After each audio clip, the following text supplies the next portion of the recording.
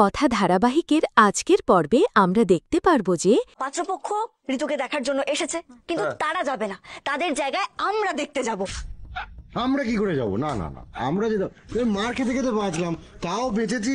নেহাত আমি বলো বীর, বলো উন্নত। চুপ কর তো, ভাঙা রেকর্ডের মতো বলো বীর বড়। কি কি কি করেছিস তুই? কি বীরত্ব দেখিয়েছিস? একটু ভয় পাচ্ছিস? বীরত্ব দেখাইনি আমি। নিজেকে কনসাইড বীরত্ব দেখাইনি আমি। কি দেখেছিস?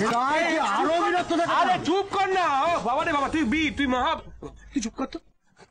কথা তুমি বলো তো, তুমি কি বলছিলে, কিভাবে যাবো? হ্যাঁ শোনো, আমি যেটা বলছি সেটাকে সবাই মন দিয়ে শোনো। অলরেডি বলে ফেলেছিস, আর নতুন করে বলতে পারবি না।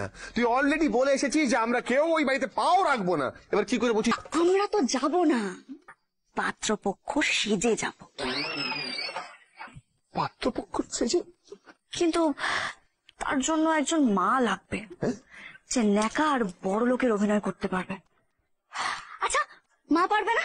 এই, আমার মাকে ন্যাকা বলছিস? হ্যাঁ, আমার মা ন্যাকা? আরে বাবা, ন্যাকার অভিনয় করতে বলছি। কেন, আপনার সঙ্গে যখন কনক চাপার বিয়ে হচ্ছিল তখন তো মা দারুণ অভিনয় করেছিল তার বেলা।